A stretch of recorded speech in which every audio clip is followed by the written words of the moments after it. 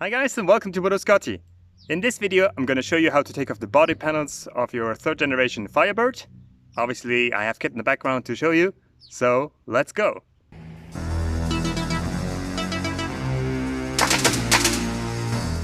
So when I talk about the body panels, what exactly are we looking at? We first have the hood, then the front bumper, the fenders, the mirrors of course, and then also the rear bumper. You could also add the spoiler, but not every Firebird has a spoiler, and mine didn't have one from the factory. I added this one later on, even though this is a factory spoiler. It just didn't come on this car when it got off the factory. Alright, I've popped the hood for you to have a better look. Basically the hood is only held on by two bolts on either side here on the hood hinges. One here and one down here. So I would recommend for you to, if you do this, to be 3 people to take it off, 2 people to hold the hood, and 1 person to unbolt everything. And once you're done with this, I would recommend also to take off the hood hinges, the whole assembly itself. They're just bolted on by also 2 screws on either side. Because, as you can see, the hood hinges also bolt into the fender and the fender into the frame. So you would need to take the hood hinges off anyway once you want to take off the fenders. Moving on to the front bumper. Obviously here you can see this is not the stock front bumper. This is the KITT bumper, but they are basically, the main bolts here are on the side, bolting onto the fender. So if you want to access these bolts, you would have to take off the entire headlight assembly first. So when you do take off the whole headlights assembly, you need to disconnect the headlight motor cable here, and then you have 2 bolts on top, and then you have another 2 bolts below, but you need to raise the headlights assembly, well, the headlight first. You need to pop them up, and since you've disconnected already, well, since you shouldn't have power on these at the moment where you take the headlights out, you can just simply roll up the entire headlight assembly manually with the knob on the motor.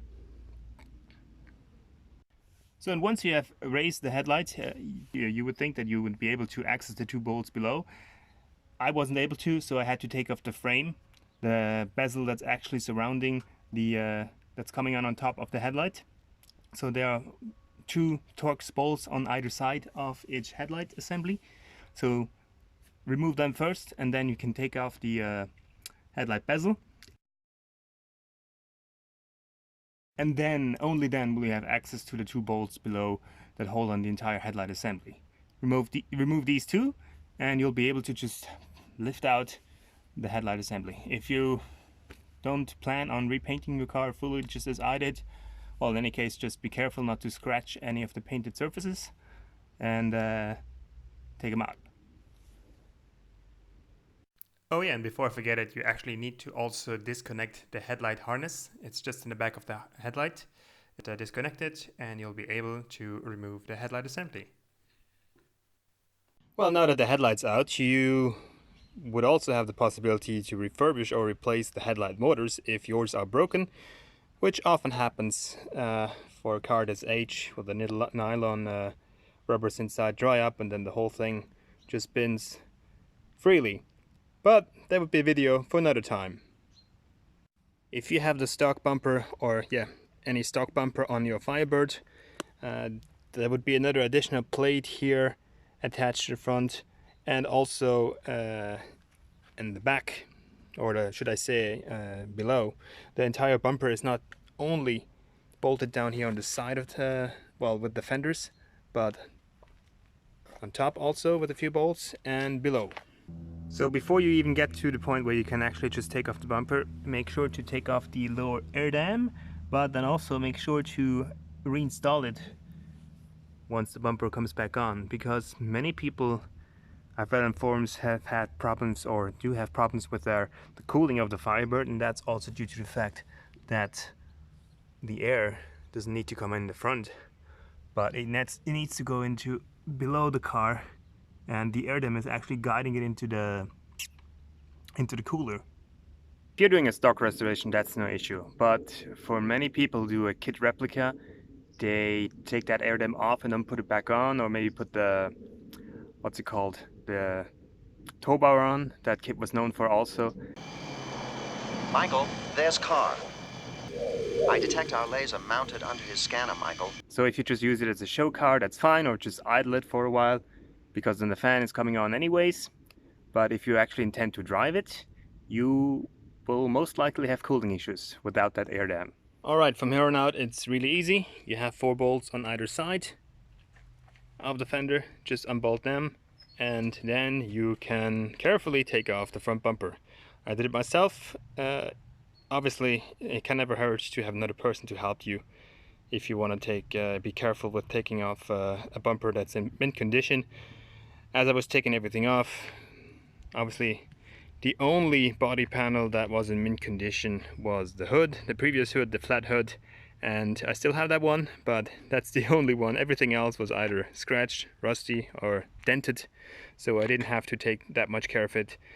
And in either case, I wasn't going to put on the stock front bumper on again anyways.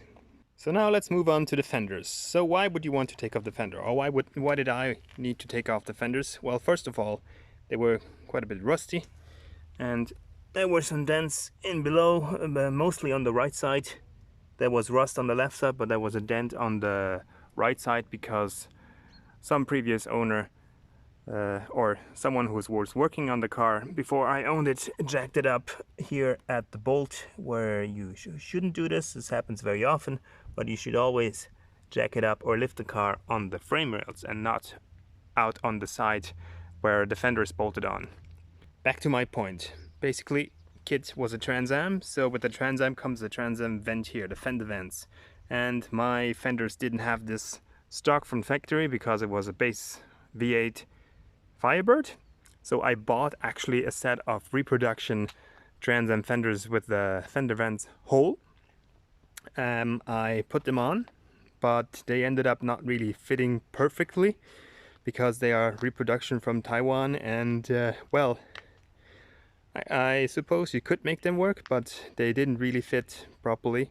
So the body shop said that it would actually be easier to put the stock fenders back on and to cut a hole here into the fender, because they could measure it from the actual fender, the reproduction fender, and also from the insert that I had bought, where to actually cut the hole. And didn't just cut a hole, but they actually made a flange with 4 holes, and so that the fender vent insert could be inserted and could be inserted flush and not just be on top of it, and then bolted on from the back. So really they recreated this element as if it were coming from the factory. So since many things have already been taken off, the bumper's gone, the headlight's gone, it's free in the front, we have taken the hood and the hood hinges off. There are just a few more bolts here on top. Then there is a big bolt here below that's holding the car, or holding the fender onto the frame of the car. And the air dam's gone also, but there is another 2 bolts holding the fender in front onto two little plates, onto 2 little arms. Those need to go too.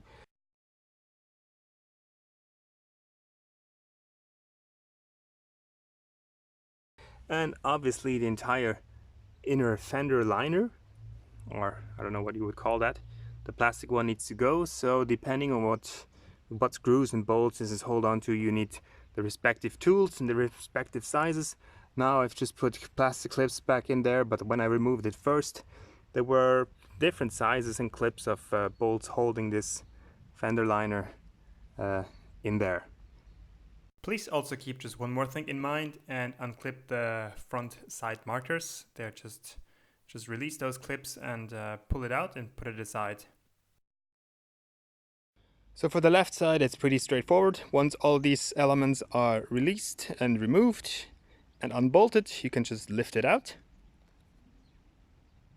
However, for the right side, there might be one little difference, depending on whether you still have the radio antenna hole in here and the radio antenna plugged in. So obviously mine isn't there anymore, but it used to be. I had it welded. I had it like welded and painted over, obviously. because KITT didn't have one, so they did that on the show, and I didn't like the antenna either. So, but you will have the antenna assembly here with the bolt that you just have to remove, so before you can actually lift out the entire fender and take it off. Now let's move on to the rearview mirrors. If you're in North America, well, then you wouldn't have that issue. I mean, you might need to take them off to repair them or to repaint the car, but in my case, I had the square plastic flappy foldable mirrors in there that Pontiac put on for all their export models. Pretty awful, isn't it? You would need to first unplug the wire if you have electric mirrors, which this car does have. Just unplug that one, and then you have the 2 bolts that you need to remove, and you can just pop out the entire assembly. Just be aware that you might need to, or you will most likely, if you get a different mirror, if you get this mirror, you will also have to get the appropriate rubber seal that goes in between the mirror and the door because of the different shape of the mirror contact points. You need the different rubber. Last but not least, let's move on to the rear bumper. Obviously KITT had the 82 to 84 style rear bumper, and mine was a 90 model year bumper, so that had to go, and I bought actually an aftermarket 82 style rear bumper cover, which fits pretty good. The holes to bolt in didn't fit exactly, so they just had to be drilled accordingly, but that's really no issue. You can sum it up in having 3 sets of different bolts on this to remove this bumper. The first one are the upper ones that are here holding the upper lip of the bumper. The other one are down below that hold down the lower part of the bumper next to the exhaust. They are usually just plastic clips that you can unclip with the kind of a dash unclipping tool. But then there are the main bolts that are holding the bumper to the body of the car on either side. And to remove those, well, to get access to those bolts, you actually need to take off a few of the inner plastic body panels, well, not body panels, interior panels. We've always seen in the last episode or like in the first part of the gutting of the interior, how to take those panels out. And with that out of the way, you can basically access all the bolts. Well, should I say you should get to the next step, which is taking out the taillights. Yes, you also need to take out the taillights to access the, well, to access the upper bolts of the bumper. Well, how do you go about that? You just unbolt the taillights from the back, take all the bolts out, and the taillight sections as well as the middle section with the bird. And then you just lift them out, and then you just need to lift them out carefully, again, not to scratch any of the paint. And at the same time, disconnect all the bulbs that are clipped in, take them out, and then you have access to the upper bolts, or the upper plugs, actually, the plastic plugs that hold in the rear bumper. And one other thing that's important to do is to remove the license plate light that's just here underneath. Just unbolt the 2 screws in here, and then you need to unplug it. You can unplug it from, well, either you just gently wiggle this out from there, or as you remove the bumper, you will see the plug and just disconnect it as you pull the whole bumper out. Now remove the upper and lower plastic plugs with an unclipping tool, and voila! Lift the bumper out. Well, it might just be that you have to apply some gentle force to get it out. And in order to reinstall it, just proceed in the opposite order. In some cases, you might also want to remove the inner bumper, the actual bumper that protects you from, like, absorbs the shock, like the plastic inner bumper. That's actually a bit of a tricky thing if you have the actual metal bumper. It's bolted onto the actual metal bumper, so I couldn't really get behind all the bolts to take them out, so I just drilled them out. Like, I started to just pull it out. I thought I was not going to pull it back in because I had everything painted, and I needed to trim it a little bit for it to accommodate the 82 to 84 style bumper cover, because depending on the bumper cover that you have on, you have a different inner bumper section which has a different shape in order to accommodate the shape of the bumper cover. Long story short, I drilled them out and I just put in new bolts afterwards, and that worked to me. Just be aware that if you just want to change out bumper covers, you need to look into what inner bumper is in there, like the plastic bumper that absorbs the shock, and to see whether your bumper cover, you can like just test fit it with someone and see whether that would accommodate, well, was that still would respect the shape of the bumper cover and it wouldn't like touch anywhere, or that would be an explanation why it wouldn't like fit properly. So check that out also. Last but not least, since at this stage everything is removed, you will have free access also to the rear marker, side marker lights, or the side marker light bulbs. You can see, can't really access it from even if you open up the strap. Let me show this. See, even with this door here, you have all the storage. I've made a little trap here because usually you wouldn't be able to access all the way down to the marker light, the side marker light. But I've made a little, with Velcro, a little trap here that allows me to reach that part, because, well, what if you need to change the light bulb? Take the whole assembly out, the whole part. This is one single big piece, and I hope to never have to take this out again in my life. On the right side it's a little bit easier because it's just this short section here.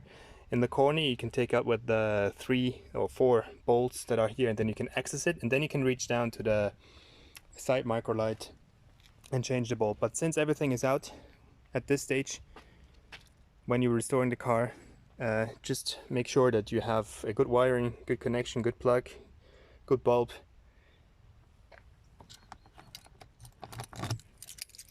Or simply wait the way I went and make a trap on the left side so you can access it anytime you need.